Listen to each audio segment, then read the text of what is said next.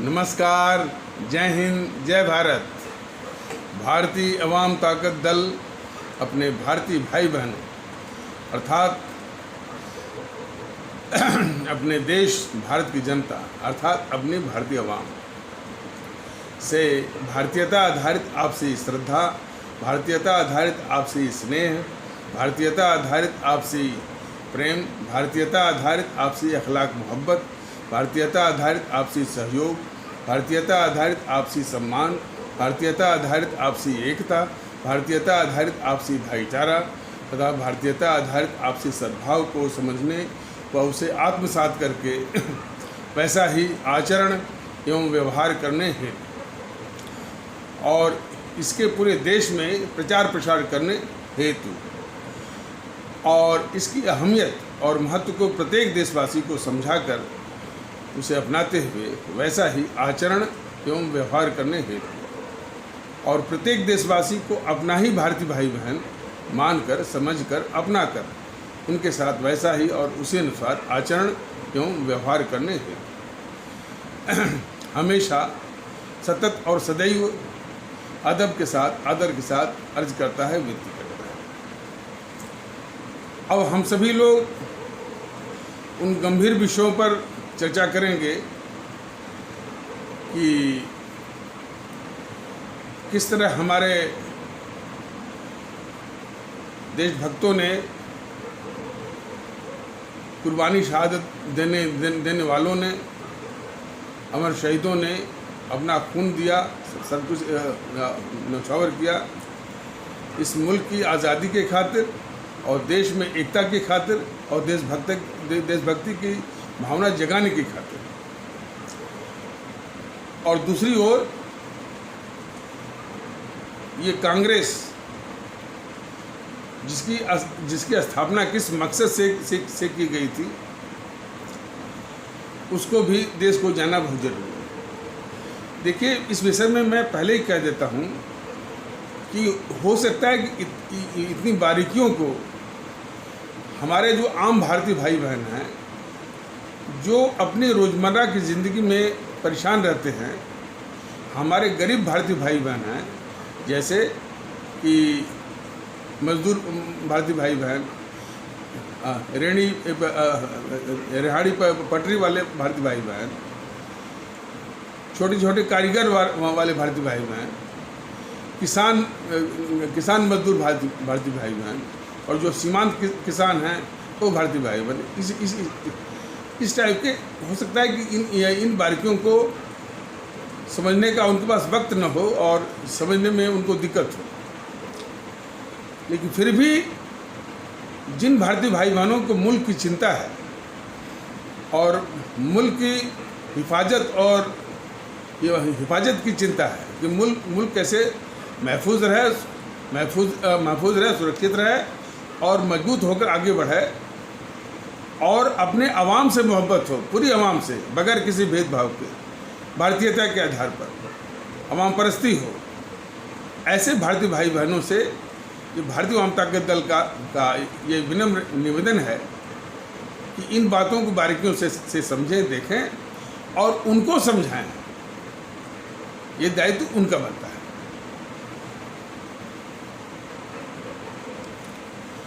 अठारह से 57 की का जो हमारा जो स्वतंत्रता संघर्ष का प्रथम महत्वपूर्ण स्वतंत्रता संग्राम है या पहली हमारी आज़ादी की जंग है, महत्वपूर्ण, एक अहम 18 से 57। वो कई मायनों में अहमियत रखती है, महत्व रखती है। सबसे पहले उसकी अहमियत है कि हिंदू मुस्लिम एकता की सबसे बड़ी मिसाल थी। अब वो नाम तो हमको नहीं याद हैं। फैजाबाद से कोई थे, वो भी इस्लाम आस्था वाले भारतीय भाई बहनों के समाज से थे। बरेली से थे, वो भी इस्लाम आस्था वाले भारतीय भाई बहनों से थे। और फिर जो है बिहार से कुंवर सिंह, मध्य प्रदेश से रानी लक्ष्मीबाई, और फिर आपके मंगल पांडे, तात्या टोपे,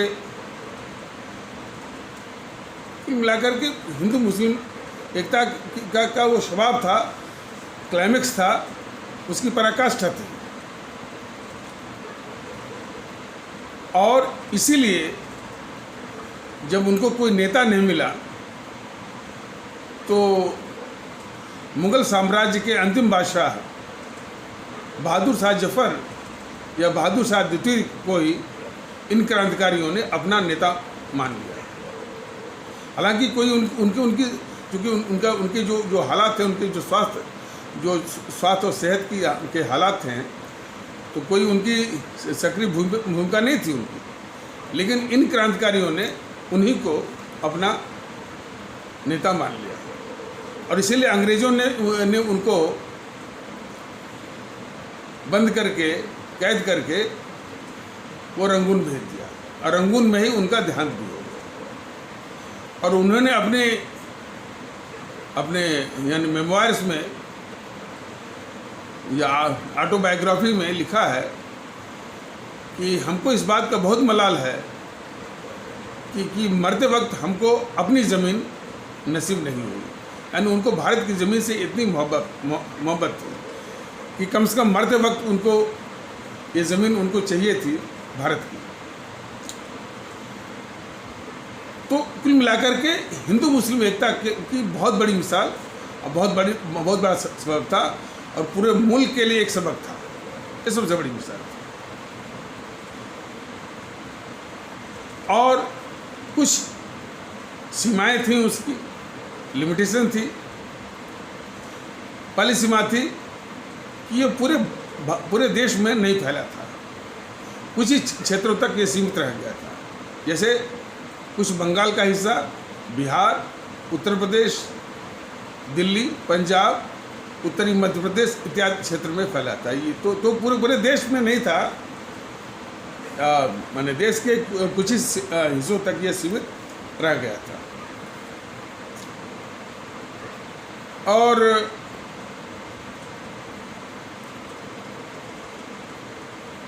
इसमें थोड़ी कोऑर्डिनेशन, समन्वय की कमी थी।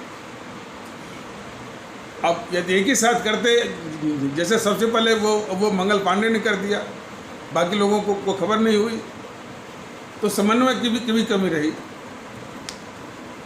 और इन्हीं सब के कारण, और कुछ लोगों ने, इसी देश के लोगों ने गद्दारी भी की, खास करके जो सिंधिया परिवार ने जो हमारी अमर शहीद वीरांगना लक्ष्मीबाई के साथ जो गद्दारी की, उनको बुला करके और अंग्रेज़ों को से पकड़वाया। तो सिंधिया परिवार की गद्दारी भी है। और वही सिंधिया परिवार आधा इस JNPC में है और आधा वो इस BJP में है। तो वो हिंदू मुस्लिम एकता की बहुत बड़ी मिसाल होने के कारण राष्ट्रीय एकता के लिए बहुत बड़ा संदेश भी था। लेकिन ये JNPC के जो चाटुकार इतिहासकार हैं, कुछ का नाम बता देता हूँ। एक है बिपिन चंद्रा, वो हिमाचल प्रदेश का है, अभी उसकी मृत्यु हो गई। और अभी कुछ साल पहले वो NBT नेशनल बुक ट्रस्ट का अध्यक्ष था, चेयरमैन था। वो भी एक चाटुकार इतिहासकार है JNPC का। और इसके बाद JNU में सब बैठे हुए हैं, जो मृदुला मुखर्जी, रोमिला थापर, इरफान हबीब, रामशरण शर्मा, रामचंद्र गुहा, RC दत्ता, इस प्रकार के जो इतिहासकार हैं, इस 1857 की हमारी जो पहली जंग थी आज़ादी की, या हमारा स्वतंत्रता का पहला महत्वपूर्ण संग्राम था, उसको ये महत्वहीन करने की कोशिश करते हैं। कई कमियां उसकी निकालते हैं। कुछ कमी तो मैंने अब अभी बताई गई है कि कमी क्या कुछ उसकी सीमाएँ थी कि पूरे देश में ये फैला नहीं था। अब फैल भी गया होता, लेकिन वो समन्वय की कमी थी। जैसे कि मंगल पांडे किसी से पूछे नहीं और अकेले उन्होंने वो शुरू कर दिया मेरठ में। तो इसी कारण कुछ समन्वय की कमी के कारण पूरे देश में वो फैल नहीं सका। तो ये क्या कमी निकालते हैं कि इसमें राष्ट्रीय एकता नहीं थी। इनके कहने का मतलब राष्ट्रीय एकता तो तब आई जबकि कांग्रेस की स्थापना हुई 1885 में। इनका ही कहने का मतलब था। लेकिन इन चाटुकार इतिहासकारों को और जेएनपीसी को मालूम होना चाहिए कि जिस 1857 के संग्राम में हिंदू मुस्लिम एकता एक मिसाल है, तो वो फिर यानी किस एकता की बात, कौन सी एकता खोज रहे थे वो? और कह रहे थे कि ये अंग्रेज़ों के खिलाफ नहीं था, ये जमींदारों के खिलाफ था। कोई नेता नहीं था, हाँ ये माना जा सकता, कोई नेता नहीं था। और इसीलिए इन लोगों ने जो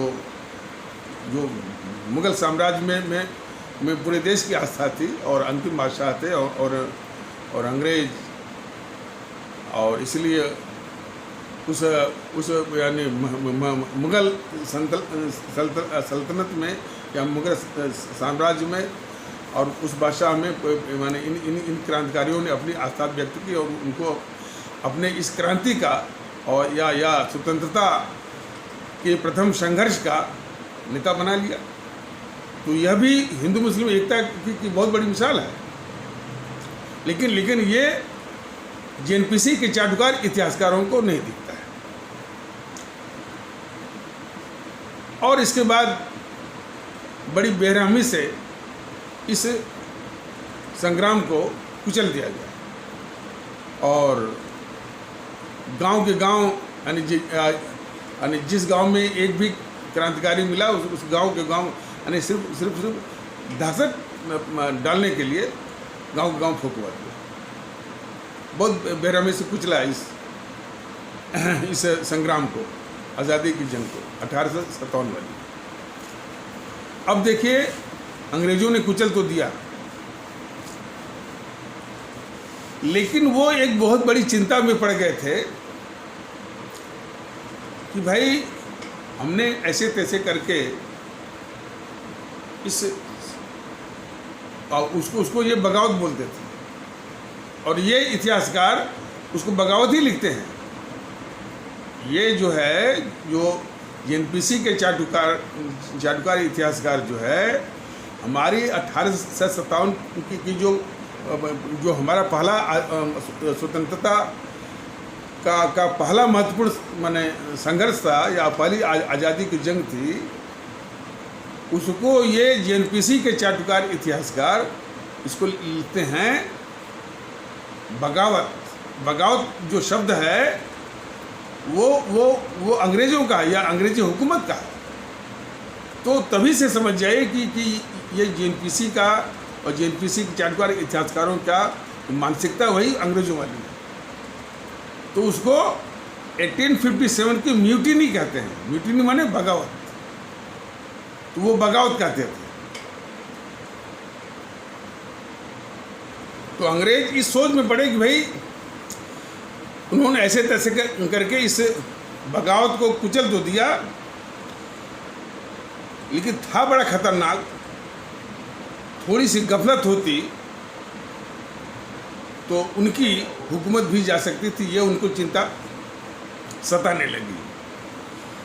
और फिर वो इस बात पर विचार करने लगे कि कोई ऐसी व्यवस्था होनी चाहिए, कोई ऐसा मैकेनिज़्म यानी some mechanism should be in place, होनी चाहिए कोई ऐसी व्यवस्था, ऐसा इंतज़ाम कि जो उनको ये पहले ही खबर कर सके कि साहब इस बात पर काफ़ी जनता में उबाल हो रहा है, लोगों का गुस्सा बढ़ रहा है, लोग संगठित हो रहे हैं और बहुत बड़ा आंदोलन खड़ा हो सकता है।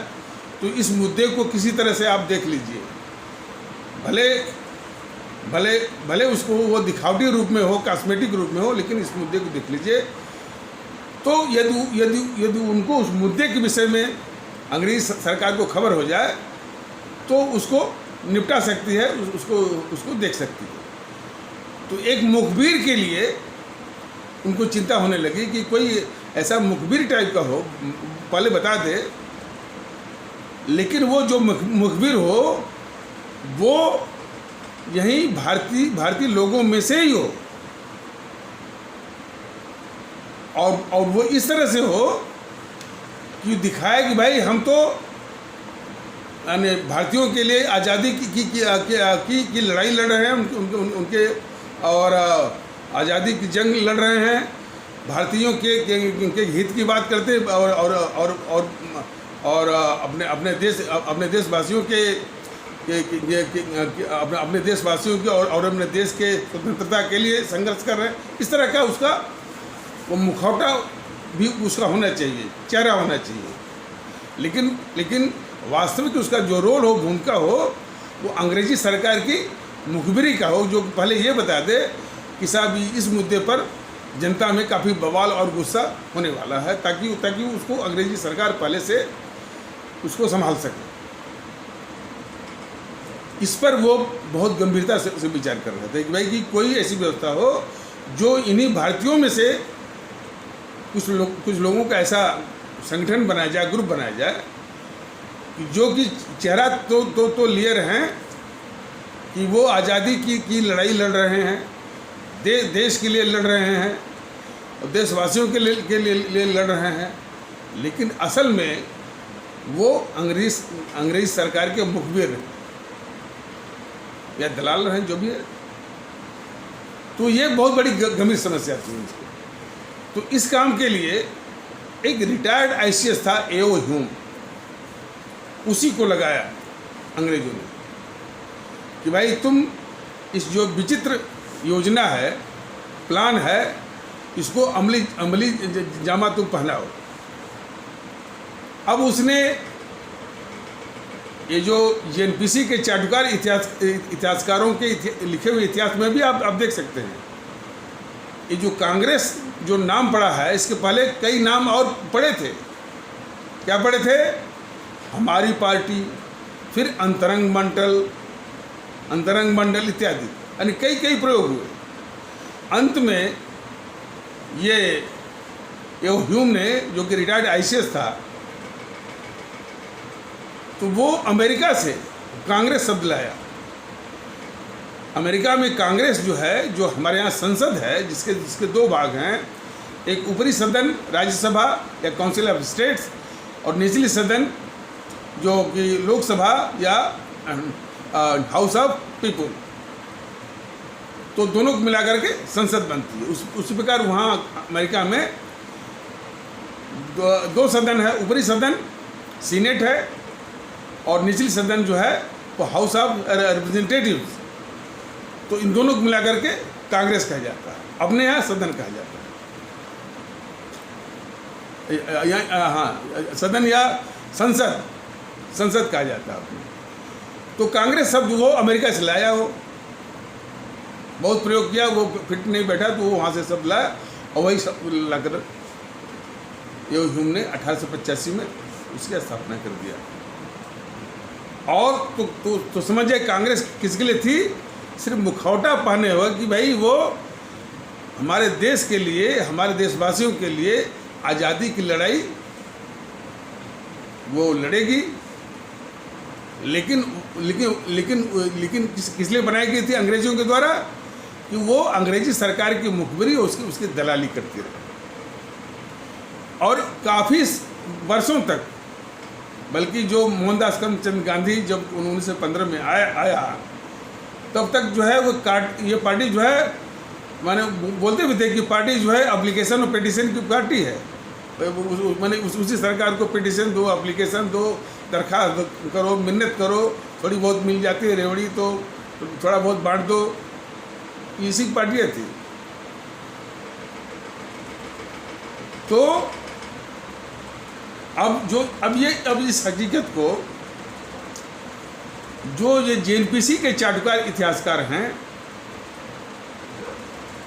इस हकीकत को कि भाई इसकी असल भूमिका थी अंग्रेजी सरकार की मुखबिरी का, दलाली का, तो इस हकीकत को छुपा नहीं पाया, लेकिन बड़े शातिराना ढंग से इन्होंने इसको कबूल किया। जरूर क्या कबूल किया है कि इस कांग्रेस पर तो एक तोहमत लगता था, एक एलिगेशन लगता था, एक आरोप लगता था कि यह कांग्रेस अंग्रेजी हुकूमत की सेफ्टी वाल्व थी। देखिए, सेफ्टी वाल्व तो आजकल हमारी माँ बहनों के किचन में जो प्रेशर कुकर है उसमें भी आ गया, लेकिन जिसमें ये कहा गया उसमें कोई प्रेशर कुकर वगैरह नहीं था। उसमें रेलवे में जो जो भाप के इंजन, स्टीम इंजन हुआ करते थे, उसको बॉयलरों में सेफ्टी वाल्व हुआ करता था। तो सेफ्टी वाल्व चाहे प्रेशर कुकर में हो, चाहे रेलवे के इंजन के बॉयलर में हो, उसका काम क्या होता है आप सब जानते होंगे। क्या काम होता है? जब प्रेशर बहुत ज़्यादा हो जाए, इतना हो जाए कि वो प्रेशर कुकर फटने के करीब हो जाए, या बॉयलर या स्टीम इंजन के बॉयलर के फटने का किस सीमा तक पहुंच जाए, तो थोड़ा सा प्रेशर वो निकाल देता है, सीटी फीटी बजा उजा करके निकाल करके फिर उस बॉयलर को या प्रेशर कुकर को वो सुरक्षित रखता है, महफूज रखता है।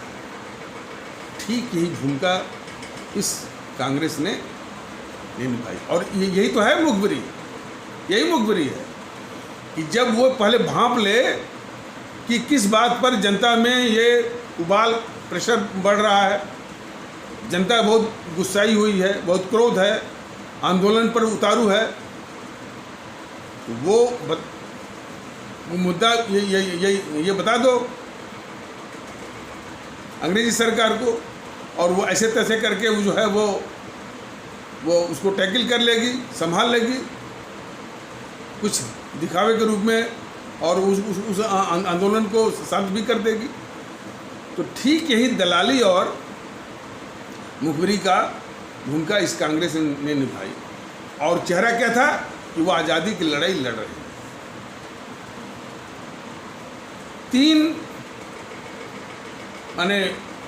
तीन आंदोलन का जिक्र होता है कांग्रेस के नाम पर, कि भाई कांग्रेस ने ये के ज़माने में 3 बड़े आंदोलन हुए। वो आंदोलन जनता ने अंग्रेजी सरकार की हुकूमत के अत्याचारों के खिलाफ वो संगठित होकर के खड़ा किया, और इन जीएनपीसी तो नहीं थी, सॉरी, कांग्रेस के लोगों ने, कांग्रेस के लोग नहीं, अरे यही मोहनदास करमचंद गांधी, उन तीनों आंदोलनों को दबाया, बंद करवाया। तो वही उसकी सेफ्टी वाल्व वाली भूमिका, मुखबिरी वाली भूमिका बिल्कुल इसी से सत्यापित होती है, साबित होती है कि तीनों आंदोलन को ये मोहनदास करमचंद गांधी बड़े ही शातिर ढंग से, बड़ी सफाई से उसको दबाता है, अब बंद करवाता है।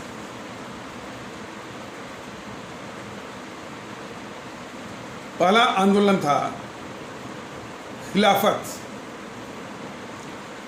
या उसका दूसरा नाम था असहयोग, नॉन कोऑपरेशन, जो कि 1919 से लेकर 1922 तक चला था, और काफ़ी वो आंदोलन बढ़ रहा था पूरे देश में। एक हिंसा हो गई, चोरी चोरी का कांड हो गया, बस बहाना मिल गया इस बुड्ढे को, गद्दार को।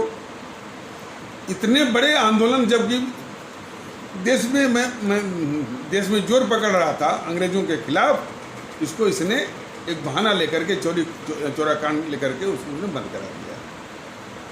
यह सभी को मालूम होना चाहिए कि इस आंदोलन को जब बंद करवाया तो सुभाष चंद्र बोस बाल गंगाधर तिलक, M.A. अंसारी, इस टाइप के जो देशभक्त किस्म के नेता थे उसमें उन लोगों को बहुत दुख हुआ।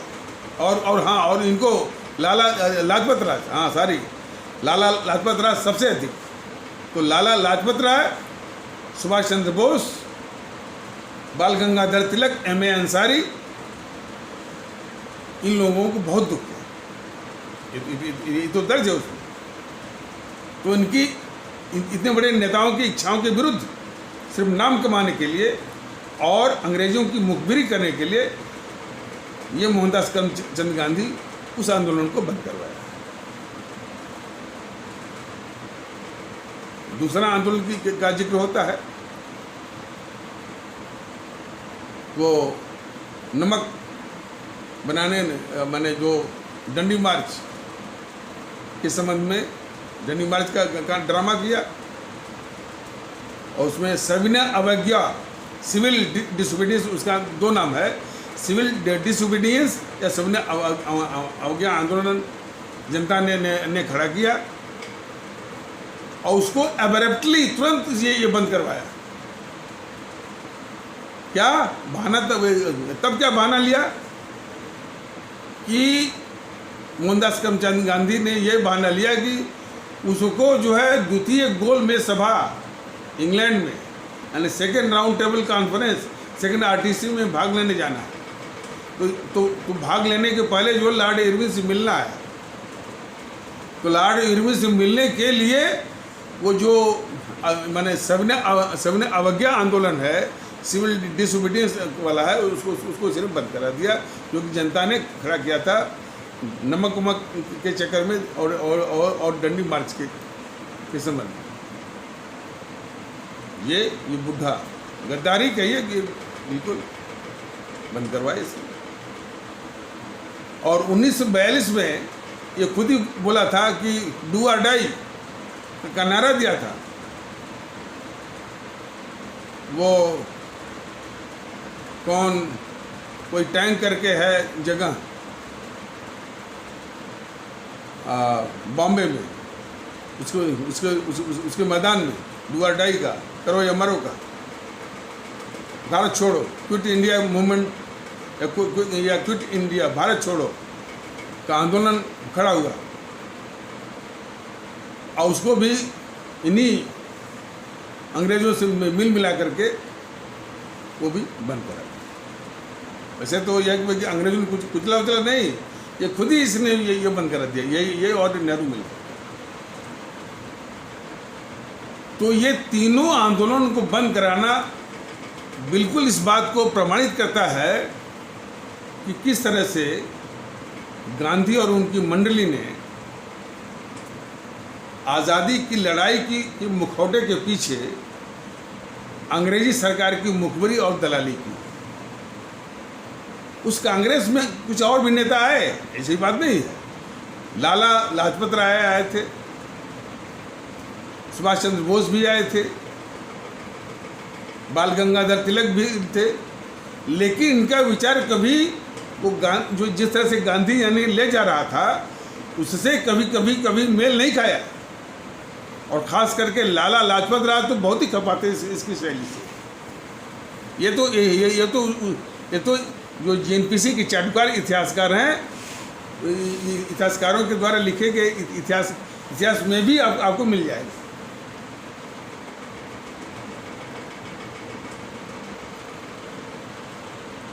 और इसके बाद जब ये द्वितीय विश्व युद्ध होता है और उसमें हमारे आज़ाद हिंद फौज बन चुकी थी। हमारे सुभाष चंद्र बोस जो है आज़ाद हिंद फौज का निर्माण उन्होंने किया था। 60,000 सैनिक थे उसमें। आज़ाद हिंद फौज की स्थापना के लिए इस्लाम आस्था वाले भारतीय भाई बहनों के समाज, देखिए तब से 8-9 महीने 10 महीने से जो ये इस शब्दावली का जो प्रयोग किया था कि इस्लाम आस्था वाले भारतीय भाई बहनों के समाज, मतलब जिसको आप सभी लोग मुसलमान कहते हैं, भारतीय अवाम ताकत दल इनको मुसलमान शब्द से संबोधित करना उचित नहीं मानता है। उचित शब्द यह है कि चूँकि हमारे वो भारतीय भाई बहन हैं, उनकी आस्था किसी पंथ विशेष में है, अतः उनको इस्लाम आस्था वाले भारतीय भाई बहनों के समाज कहना ही उचित है। इसलिए बराबर भारतीय अवाम ताकत दल के नज़रों में भी और शब्दों में भी और उसके संबोधन में भी अपने इस्लाम आस्था वाले भारतीय भाई बहनों के समाज से एक व्यक्ति ने उस समय सन 1941 में 1 करोड़ रुपया दिया था। अब वो 1 करोड़ इस समय मैं समझता हूँ कि 1 लाख करोड़ के बराबर मान लीजिए, कितनी महंगाई बढ़ रही। और उनके जो 3 लेफ्टिनेंट जनरल थे, यानी वो उप सेना अध्यक्ष थे, एक थे शाहनवाज साहब थे, एक थे ढिल्लन साहब थे और एक जो है वो सहगल साहब थे। तीनों एक इस्लाम आस्था से, एक सिख आस्था से, एक हिंदू सनातन आस्था से,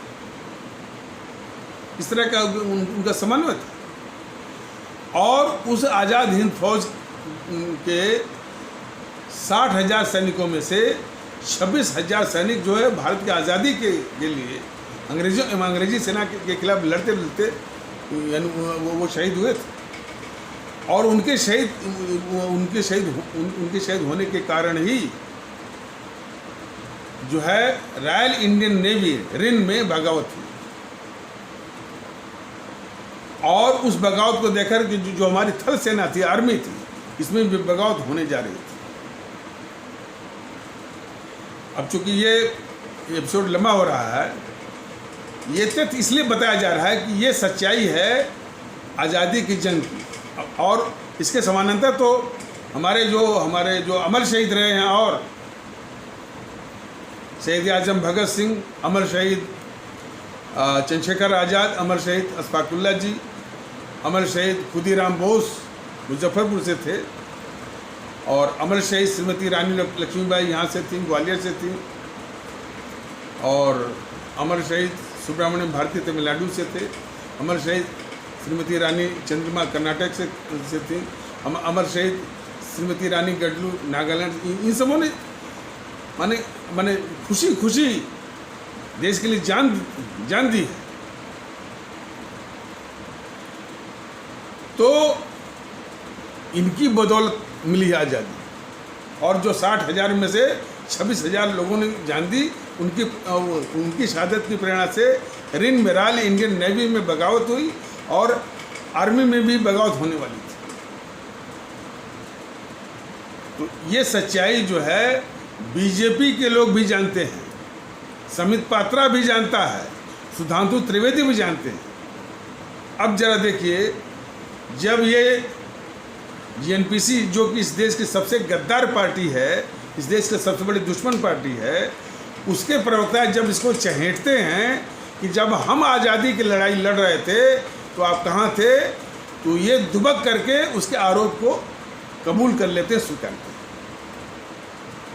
ये सातिराना व्यवहार बीजेपी का यह देश को बहुत दुख दे रहा है कि जो जीएनपीसी हमेशा से देश को छलती रही है, देश की गद्दार रही है, उसके वही आरोप जो है जब इस पर बीजेपी पर लगाते हैं, वो सब लगाते हैं, जीएनपीसी के प्रवक्ता आरएसएस पर लगाते हैं, वो सीधे कबूल कर लेते हैं, इसलिए कि वो उस आरोप से मुक्त हो जाए, बिल्कुल साफ हो जाए, धुल जाए। ये बहुत बड़ी साजिश है। और एक अलग से वीडियो में बताया जाएगा कि इस तरह से ये उल्टे उस आरोप को स्वीकारती क्यों है, कबूलती क्यों है, क्यों उसके पाप को धुलना चाहती है। यह इस इतनी बड़ी साजिश का कारण क्या है? हर बात में। और कोई मौका, इसमें भी कोई भी मौका नहीं छोड़ती है जीएनपीसी जबकि देश के साथ गद्दारी न करे। सर्जिकल स्ट्राइक हो, बालाकोट स्ट्राइक हो, चीन के साथ युद्ध हो, चीन के साथ तनातनी हो, जब तनातनी होगी ये या तो पैसे लेगी या तो रात के 12 बजे चोरी छिपे गुप्त रूप से राहुल जो है वो चीन के राजदूत से मिलेगा। तो हम इस तरह की गद्दारी है और चीन की भाषा बोलना, ग्लोबल टाइम्स का कि झूठी बातों का आधार बनाकर अपने देश में अपने देश को कमज़ोर करने वाला अफवाह फैलाना, तो गद्दार है हमेशा। तो इस गद्दार जीएनपीसी के सामने ये भीगी बिल्ली बन जाते हैं और उसका आरोप को स्वीकारते हैं ये राष्ट्रवाद चलाने वाले ये बीजेपी। इसी बात को हमारे आदरणीय भारतीय भाई बहन बहुत गौर से देखें कि बीजेपी भी कितनी घातक किस्म की इस देश की दुश्मन है और बिल्कुल देशद्रोही पार्टी है।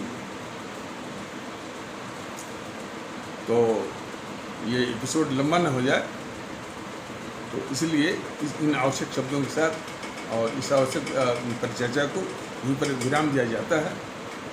और आगे भी इसी जो आज़ादी की लड़ाई के विषय में और भी विस्तार से बताया जाएगा। ये चीज़ जानना जरूरी है कि कांग्रेस ने कभी भी आज़ादी की लड़ाई नहीं लड़ी है, वो अंग्रेज सरकार के मुखबिर और दलाल थे। तो पूरा देश ये जाने इसको। तो इन्हीं आवश्यक शब्दों के साथ इस आवश्यक परिचर्चा को यहीं पर विराम दिया जाता है। तब तक के लिए नमस्कार, जय हिंद, जय भारत।